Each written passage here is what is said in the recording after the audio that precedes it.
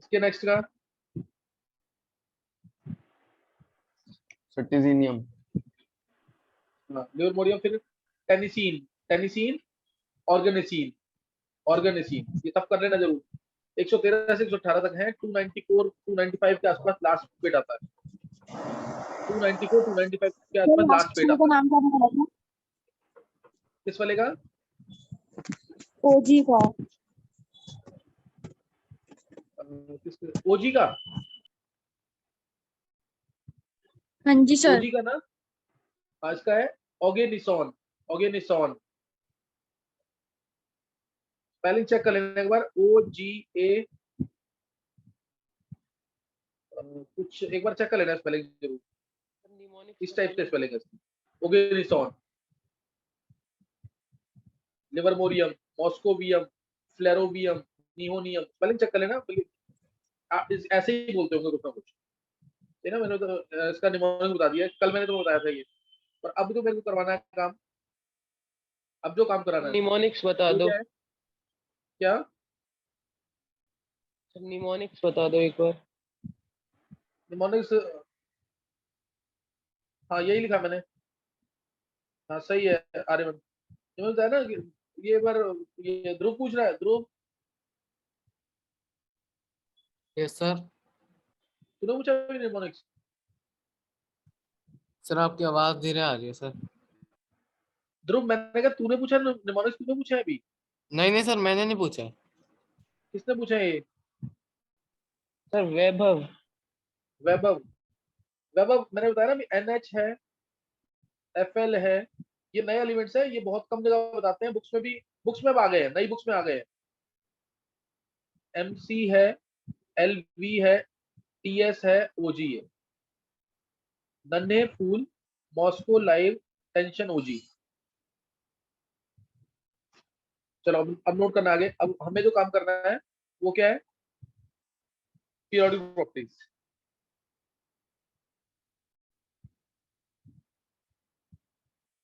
अब ये मैं इलेक्ट्रॉनिक कंफर्मेशन पूरी टेबल की बता चुका हूँ। अब हमें पीरियोडिक प्रॉपर्टीज चैप्टर जो है इसको स्टार्ट करना है। हिस्ट्री ऑफ पीरियोडिक टेबल में मेंटली पीरियोडिक टेबल मैं तुमको बता चुका हूँ, बहुत इंपॉर्टेंट है। कल मैं तुमसे सुनूंगा, ध्यान रखना, क्लास के अंदर याद करके आना है सारा, मिस नहीं करना कुछ भी। कन्वर्जेंस के लिए मैंने 12th वालों को बोला हुआ है, कन्वर्जेंस स्टार्ट कर देंगे अब। नेम रिएक्शन, डिस्टिंक्शन, कन्वर्जेंस भी स्टार्ट कर देंगे। ट्राई करो कि कम से कम 20 कन्वर्जेंस तो करके आओ कल, 20 कन्वर्जेंस कल करके आओ। सितंबर में फुल सिलेबस टेस्ट स्टार्ट हो जाएगा, इसलिए उसको ढंग से प्रिपेयर कर लो, 11 के सारे फॉर्मूले रिवाइज कर लो, नहीं तो दिक्कत रहेगी, फिर मार्क्स नहीं आएंगे, कॉन्फिडेंस नहीं मिलेगा फिर। पीरियोडिक प्रॉपर्टीज, इसके अंदर पहला जो मैं डिस्कस करना है वो है एटॉमिक रेडियाई।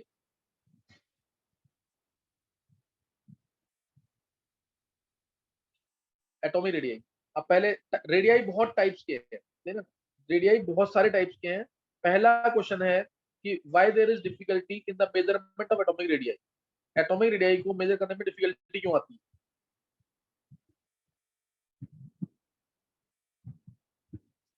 देखो मैं बिल्कुल जीरो लेवल से बताऊंगा टॉप लेवल तक, मिस नहीं करना है कुछ भी,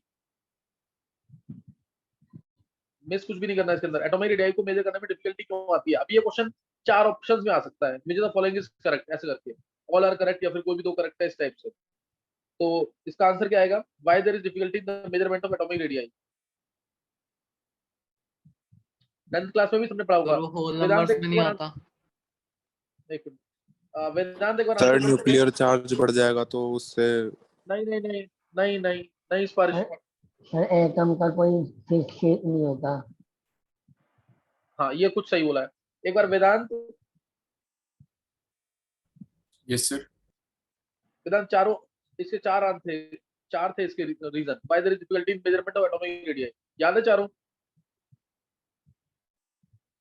sir why there is question है, व्हाई देयर इज तो ये था कि why there is difficulty in the measurement of atomic radii.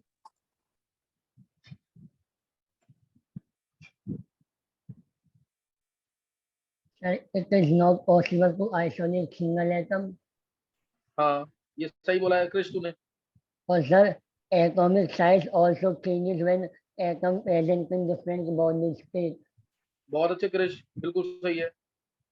और सर साइज डिटरमाइन नहीं होता एटम का। हाँ अब एक बार सुन लेंगे जरा। देखो पहला रीजन इसका, why there is difficulty in the measurement of atomic radii. First reason, atom की कभी भी शार्प बाउंड्री नहीं होती। हम तो ऐसा बना देते हैं ना कि ये ऐसी बाउंड्री है इसकी, लेकिन एक्चुअल में शार्प बाउंड्री नहीं होती। ये इलेक्ट्रॉन है यहाँ पे ऐसे, ये ऐसे प्रोबेबिलिटी होती है ना, इलेक्ट्रॉन डेंसिटी चेक करनी होती है, ये ऐसे, समझ गए कि नहीं है? एटम की कोई भी शार्प बाउंड्री नहीं है, समझ गए कि नहीं? पहला बेसिक रीजन। ध्रुव तेरे को क्लियर हो गया है? Yes sir. शार्प बाउंड्री नहीं है, शार्प एजेस नहीं है, एटम की कोई भी शार्प बाउंड्री नहीं है, इस वजह से। सही है। Second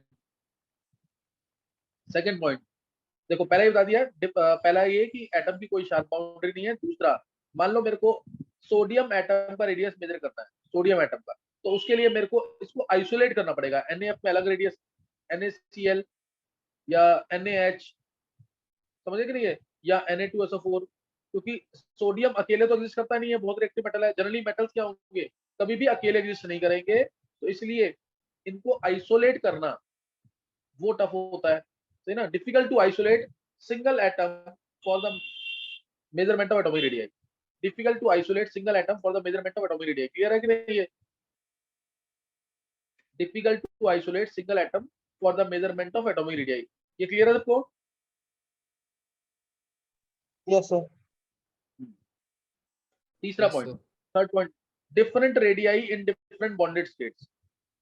different radii in different bonded states, यानी अगर मेरे को एटम का रेडियस मेजर करना है, तो रेडियाई जो होगा वो डिफरेंट होगा डिफरेंट बॉन्डेड स्टेट्स। कैसे? जैसे अगर मैं बात करूं, HF में F का रेडियस कुछ और होगा, NaF में कुछ और होगा, अट्रैक्शन पे डिपेंड करता है। NaF में कुछ और होगा, CaF2 में कुछ और आएगा, इस तरीके से। तो different radii in different bonded states, ये है। Fourth, presence of neighbouring atoms. Measurement अगर करते हैं तो आसपास की कंडीशन इनर्ट होनी चाहिए, तो जो प्रैक्टिकली पॉसिबल नहीं हो पाती है। तो अगर मान लो एक एटम का मैं रेडियस मेजर कर रहा हूँ, इस एटम का, तो साथ में कोई एटम अगर होगा तो उसके इलेक्ट्रॉन्स हो सकता है इसकी तरफ अट्रैक्टेड हो, तो बाउंड्री चेंज हो जाएगी। हो सकता है कि इसके न्यूक्लियस में और इसके न्यूक्लियस में रिपल्शन हो, तो बाउंड्री चेंज हो जाएगी। इसलिए एटॉमिक रेडियाई मेजर करने में एरर आएगी। तो ये 4 रीजन है जिसकी वजह से हम एटॉमिक रेडियाई को मेजर नहीं कर एक पाते। बार चौथा बता दो एक बार। प्रेजेंस ऑफ नेबरिंग एटम्स, समझा कि नहीं? ये ग्रुप नेबरिंग, आसपास कोई अगर एटम Yes, sir. होगा तो उसके इलेक्ट्रॉन से हो सकता है इसके न्यूक्लियस की अट्रैक्शन हो जाए, हो सकता है इसके न्यूक्लियस में और इसके न्यूक्लियस में रिपल्शन हो जाए, तो उससे बाउंड्री चेंज हो जाएगी कि नहीं? Yes, sir. Yes, sir. Yes, sir. तो इसलिए ये 4 रीजन है। मेन रीजन तुम्हें ये याद रखना है, इस वजह से atom does not have a sharp boundary. Okay, sir. तो ये है, हाँ, that's why there is difficulty in the measurement of atomic radii. इसलिए एटॉमिक रेडियाई को मेजर करने में डिफिकल्टी आती है। अब टाइप्स ऑफ रेडियाई स्टडी करेंगे।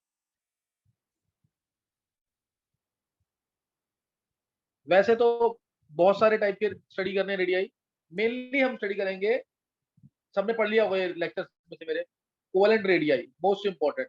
दूसरा वैंडरवाल्स रेडियाई, ये भी काफी इंपॉर्टेंट है, पूरे 2 साल यूज होगा ढंग से, सब यूज होंगे वैसे तो। और तीसरा मेटेलिक रेडियाई, ये 3 स्टडी करते हैं। Covalent radii, der Waals radii, metallic radii. Clear? Covalent radii, der Waals radii और मेटेलिक रेडियाई। इसके बाद वाला लेक्चर टफ होगा, उसमें मैं तुम्हें स्लेटर स्क्रीनिंग रूल बताऊंगा, स्लेटर स्क्रीनिंग कांस्टेंट की डिटेल दूंगा। उसके बाद वाला लेक्चर थोड़ा सा प्लस लेवल का होगा, समझने की कोशिश करना उसको। ये वाला तो इंपॉर्टेंट है स्कूल लेवल के लिए, स्कूल में पूछे जाते हैं क्वेश्चन। तो पहला हम स्टडी कर रहे हैं यहाँ पे covalent radii. First is covalent radii.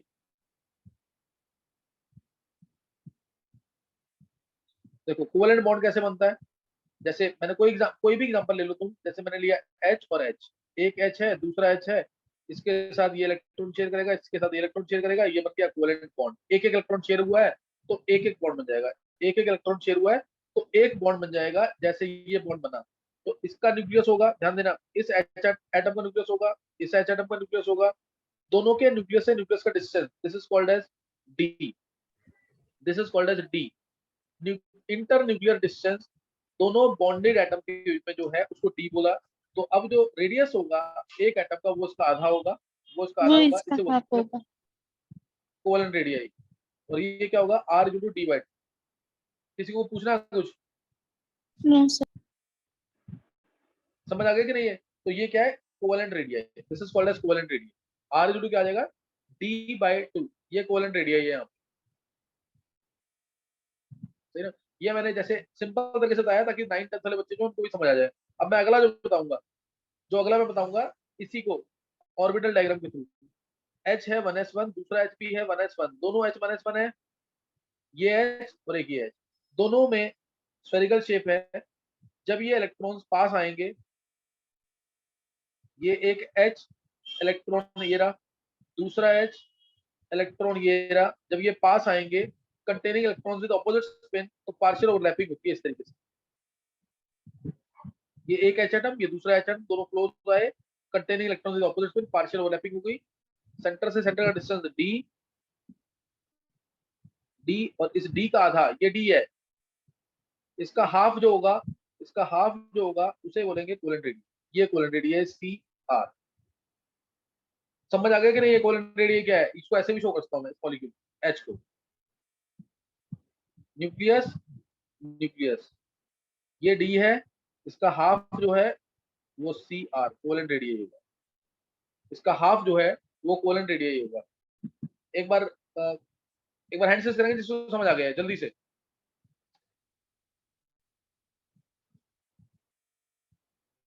ये सबको समझ आना चाहिए, बहुत इजी है।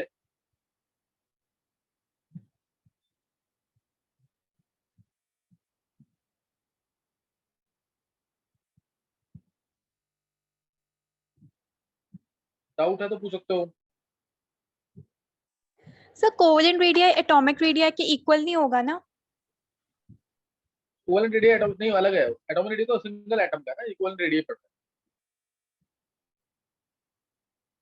चेतन, ध्रुव, दृष्टि, निमिषा, प्रवीण, स्पर्श, वैभव, समझ नहीं आया? ये वैभव को समझ आ गया? ध्रुव, दृष्टि, हैंडसेस कर दिया करो ना तुम लोग। हाँ, हैंडसेस कर दिया करो, नहीं करोगे टाइम वेस्ट होता है उसमें। ध्रुव, तंवर, निमिषा और स्पर्श। ध्रुव,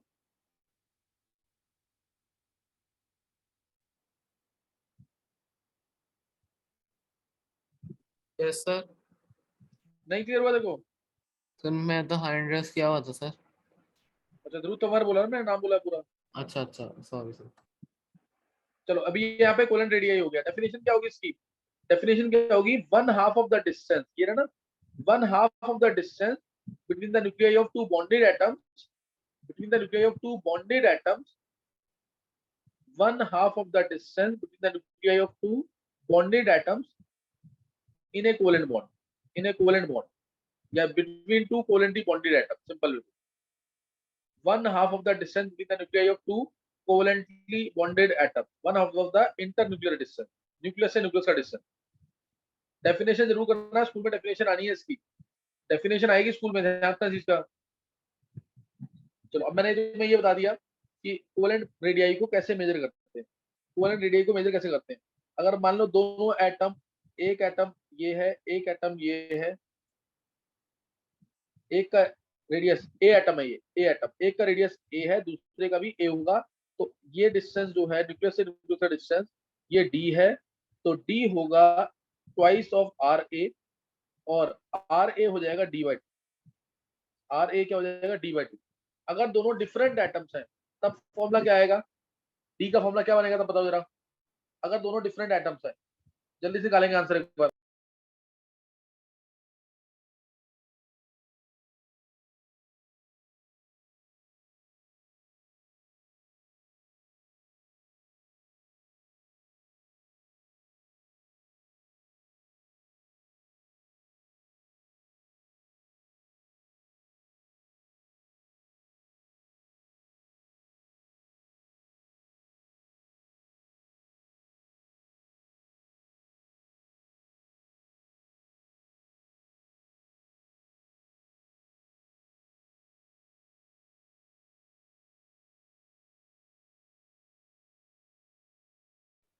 एक्सक्यूज मी सर।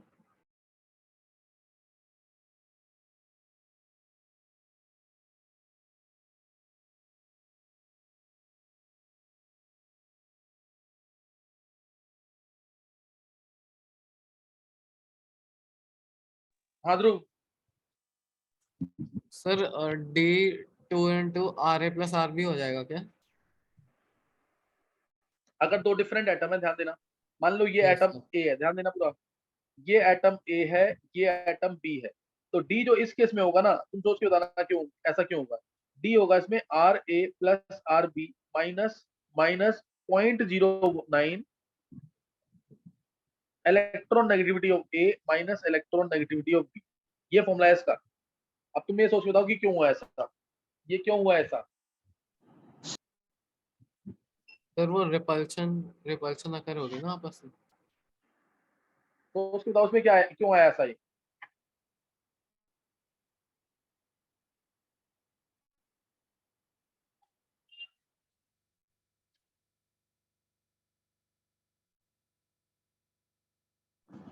सर वो कुछ रीजन कॉमन भी तो आएगा दोनों का जब ओवरलैपिंग होगी।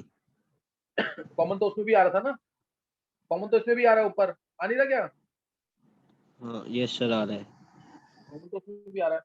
देखो इसमें क्या तो है, same attraction electronegativity. Electronic difference है ना। देखो ऊपर सेम इलेक्ट्रॉनिक थी, इसमें सेम इलेक्ट्रॉनिक थी। इसमें क्या होगा, अगर दो एटम डिफरेंट चार्ज वाले हैं तो उनमें अट्रैक्शन ज्यादा होगी कि नहीं। जैसे मान लो एक एटम Yes. Na प्लस है, F माइनस, तो इनमें अट्रैक्शन ज्यादा हो जाएगी ना। जब अट्रैक्शन ज्यादा होगी, जब अट्रैक्शन ज्यादा होगी तो कुछ तो कम होगा ना रेडियस, यस सर। और वो इसलिए माइनस किया, बस ऐसे याद रख लो। और ध्यान रखना जब क्वेश्चंस करेंगे तो उसके अंदर मैं R A plus R B ही लिखूंगा अप्रोक्सीमेटली। जब क्वेश्चंस करेंगे तो मैं R A plus R B ही लिखूंगा अप्रोक्सीमेटली। समझ गए कि नहीं ये। जैसे मैं क्वेश्चन तुमसे पूछ रहा हूँ, यहाँ पे ध्यान देना एक बार। क्वेश्चन है से SiH4 है, SiH4 ये है, SiH4 है, और इसके अंदर SiH बॉन्ड लेंथ दे रखी है, SiH बॉन्ड लेंथ दे रखी है x। Si bond length of SiH is x, सही ना। SiH बॉन्ड लेंथ दे रखी है x, और HH बॉन्ड लेंथ दे रखी है से y। HH बॉन्ड लेंथ दे रखी है y। तो तुम्हें निकालना है रेडियस ऑफ सिलिकॉन एटम क्या होगा। बताओ, देखो कौन निकालेगा answer. Radius of silicon atom क्या होगा।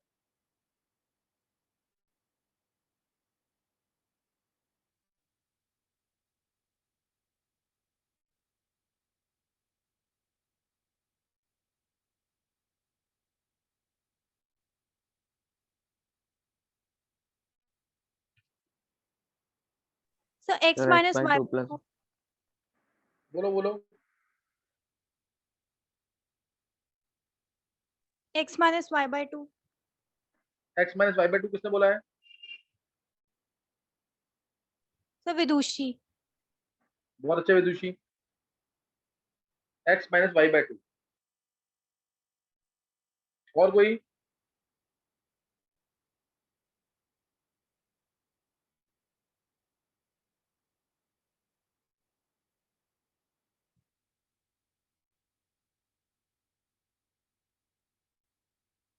देखो उधर एच एच बॉन्ड लेंथ दे रखी है, बहुत सिंपल सा क्वेश्चन है, ओरल क्वेश्चन है। तो एच एच बॉन्ड लेंथ दे रखी है y, तो रेडियस ऑफ h क्या आ गया यहाँ से। रेडियस ऑफ h क्या आ जाएगा, y बाई टू आ जाएगा कि नहीं। हाँ सही Sharad. Radius of h atom क्या आ जाएगा, y बाई टू आ जाएगा। रेडियस ऑफ h एटम आ गया y बाई टू। अब S I H bond length दे रखी है x, तो इसका मतलब क्या होगा, radius of silicon plus radius of h is equal to क्या आएगा, x। ये x आ गया, तो रेडियस ऑफ सिलिकॉन क्या आ जाएगा यहाँ से, x minus y by two. h का तो हमने निकाल लिया ना ऊपर यहाँ पे। इजी क्वेश्चन था, डायरेक्ट होना था ये।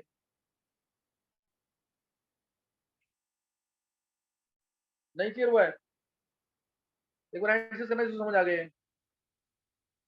जिसको समझ आ गया है जल्दी से।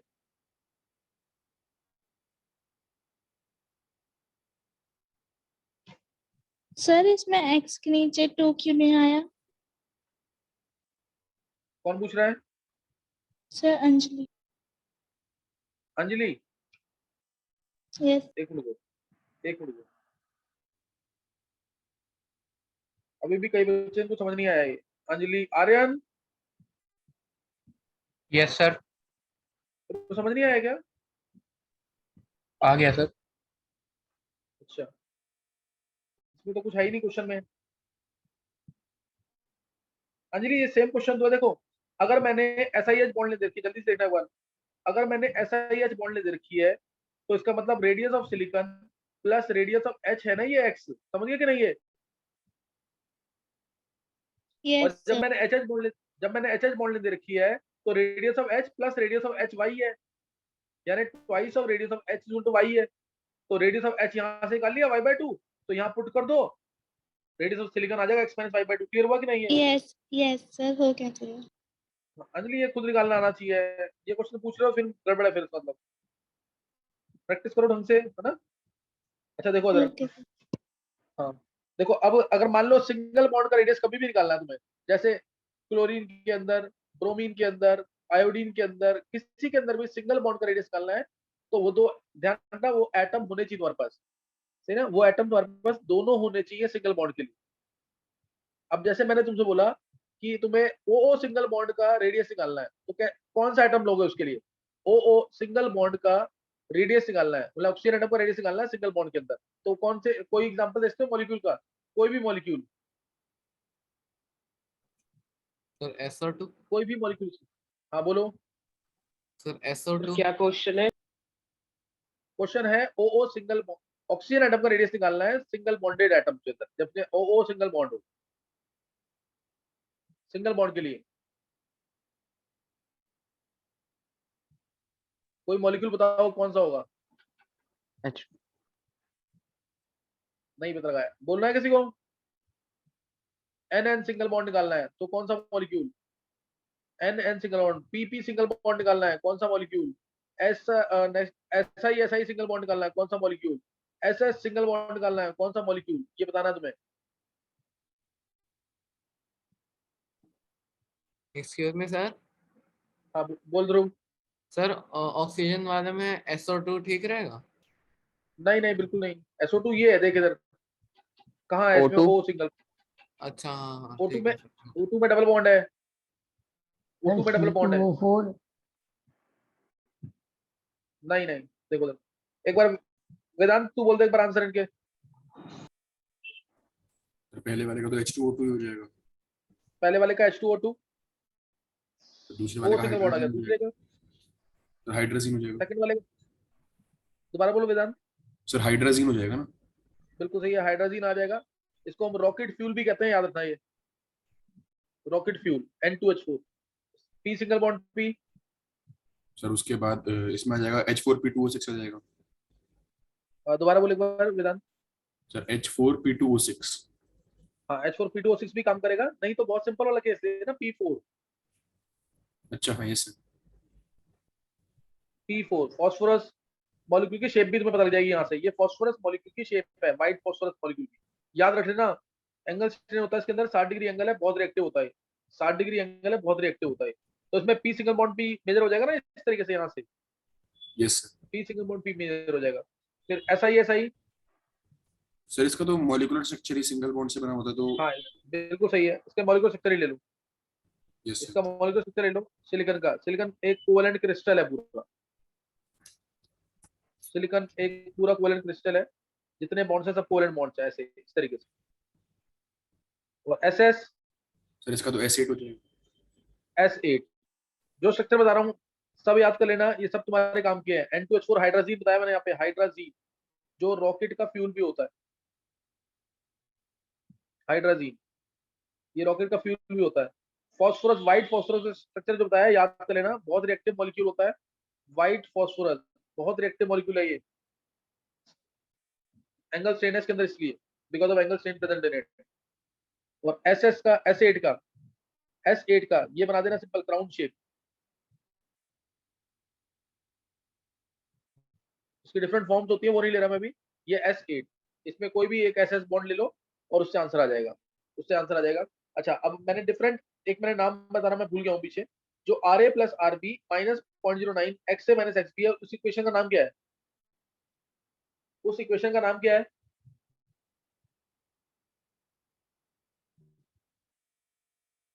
ये देखो, ये इक्वेशन मैंने जो बताई है पीछे, कहाँ लिखी है मैंने इक्वेशन, शायद इसमें नहीं लिखी इक्वेशन, मैं दोबारा लिख देता हूँ उसको। ये वाली इक्वेशन, जो मैंने लिखा था DAB, दो अलग अलग एटम है तो RA प्लस RB होगा माइनस 0.09 XA माइनस XB। इस इक्वेशन का नाम क्या है? Shoemaker SCHO Stevenson equation. देखो कहां से क्या आ जाएगा कुछ पता नहीं है, इससे सब कुछ करना, छोड़ना नहीं कुछ, सही ना, छोड़ना नहीं कुछ भी। तो यहाँ मैंने तुम्हें बता दिया डेफिनेशन। स्कूल के लिए क्या इंपॉर्टेंट है तो दोबारा बता रहा हूँ, स्कूल के लिए सिंपल इंपॉर्टेंट क्या है इसके अंदर, कोवेलेंट रेडियाई की डेफिनेशन क्या है, कोवेलेंट रेडियाई की डेफिनेशन क्या है वो तुम्हें आनी चाहिए। नेक्स्ट मैं तुम्हें बताऊंगा van der Waals radii. Van der Waals radii, Himanshu कुछ पूछना है? यस सर, वो जो OO सिंगल बॉन्ड है सर, उसमें कोई ईथर का एग्जांपल दे सकते हैं? ईथर में तो सिंगल ही वो आता है ना, एक ही तो वो आता है, वो ROR। सर जैसे मतलब CO फिर एक और C फिर O फिर मतलब C फिर 2 O फिर एक और C ऐसे। वो तो पेरोक्साइड ही हो जाएगा, अच्छा ईथर थोड़ी होगा वो। चलो नेक्स्ट है van der Waals radii. Van der Waals radii ये क्या होता है? जैसे अभी तुमने देखा कि एक H2 मॉलिक्यूल तुमने बनाया, ये एक H2 मॉलिक्यूल है, ये this is one H2 molecule. ऐसे ही दूसरा H2 मॉलिक्यूल भी होगा, ये रहा मान लिया मैंने, ये दूसरा H2 मॉलिक्यूल है। इन दोनों मॉलिक्यूल के जो दो एडजेसेंट एटम्स हैं, इन दोनों नेबरिंग मॉलिक्यूल्स के जो दो एडजेसेंट एटम्स हैं, सेंटर से सेंटर का डिस्टेंस, ये इसके सेंटर से इसके सेंटर का डिस्टेंस का हाफ जो होगा, इसका हाफ जो होगा उसे क्या बोलेंगे? ये तो पूरा D होगा, इसका हाफ, हाफ ले रहा हूं मैं इसका, ये इसे कहेंगे van der Waals radii. This is called as van der Waals radii. और ये यहाँ पे कोवेलेंट रेडियाई था जो हमने पढ़ लिया पीछे, ये कोवेलेंट रेडियाई। क्लियर हो गया कि नहीं? ये दो अलग अलग मॉलिक्यूल्स हैं जो जुड़े नहीं हुए हैं, कोवेलेंट बॉन्ड में मॉलिक्यूल जुड़े हुए थे, इसमें मॉलिक्यूल जुड़े नहीं हुए थे, तो इसे बोलेंगे van der Waals radii. Clear है कि नहीं? है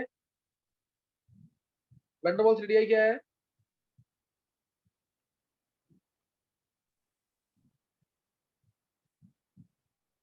one half of the distance between two adjacent atom. ध्यान सुनना, डेफिनेशन स्कूल में डेफिनेशन ही आनी है।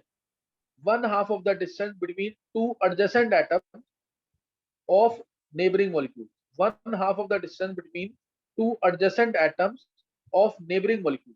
ये क्लियर हो गया? वैन डर वाल्स रेडियाई, जितना बड़ा मॉलिक्यूल होगा, जितना ज्यादा उसका साइज होगा, उतना ज्यादा वैन डर वाल्स रेडियाई होगा। जितना बड़ा मॉलिक्यूल होगा, half of the distance between one half of the distance between two adjacent atoms, between two adjacent atoms, between two adjacent non-bonded atoms लिख देना, between two adjacent non-bonded atoms of the neighboring molecules, between two non-bonded atoms, non-bonded adjacent atom। ये नहीं कि एक atom तुमने ये ले लिया और एक एटम ये वाला ले लिया, इसमें नहीं होगा। जो पास वाले एटम है, दो पास वाले एटम नेबरिंग मॉलिक्यूल्स के हैं, उसका हाफ डिस्टेंस जो है उसे बोलते हैं van der Waals radii. Clear हुआ कि नहीं? ये यस सर। क्लियर हो गया? हाँ, ये van der Waals radii yes है। sir साइज पे डिपेंड करता है।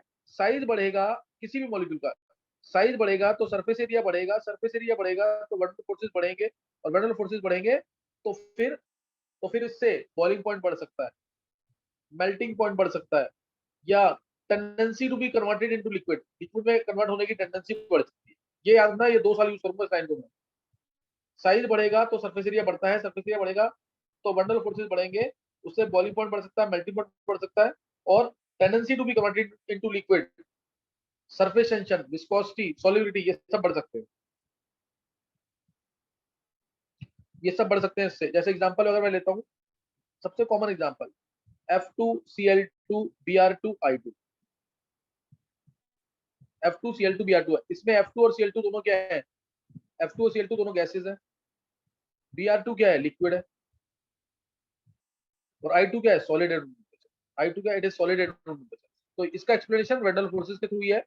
नीचे जा रहे हैं हम तो साइज बढ़ रहा है, F2Cl2Br2, F2 ऐसे ऐसे होंगे, F2 के मॉलिक्यूल एक यहाँ पे तो एक यहाँ पे है मॉलिक्यूल, Cl2 आया थोड़े बड़े हो गए तो पास आ जाएंगे, Br2 आया और बड़े हो जाएंगे और पास आ जाएंगे, और I2 आया तो ज्यादा बड़े हो जाएंगे और पास आ जाएंगे। और ये आयोडीन जो है सॉलिड होता है रूम टेम्परेचर। तो जैसे जैसे साइज बढ़ रहा है, सरफेस एरिया बढ़ेगा, सरफेस एरिया बढ़ेगा तो वेंडल फोर्सेस बढ़ेंगे, और उससे फिजिकल स्टेट चेंज भी हो सकती है। इसलिए F2 और Cl2 दोनों गैसेस हैं। ब्रोमीन लिक्विड है रूम टेम्परेचर पे, और आयोडीन सॉलिड है रूम टेम्परेचर। सही ना? आयोडीन क्या है? सॉलिड है रूम टेम्परेचर, तो ये वैन डर वाल्स रेडियाई है। अब मैंने तुम्हें 2 रेडियाई पढ़ाए हैं अभी, कोवेलेंट रेडियाई और van der Waals radii. Covalent radii बताओ किसके लिए होता है? कोवेलेंट रेडियाई किसके लिए होता है? इनर्ट गैसेस के लिए, मेटल्स के लिए, नॉन मेटल्स के लिए। Covalent radii, non metals. Covalent radii non metals के लिए यूजुअली होता है, नॉन मेटल्स के लिए यूजुअली होता है। और कोई?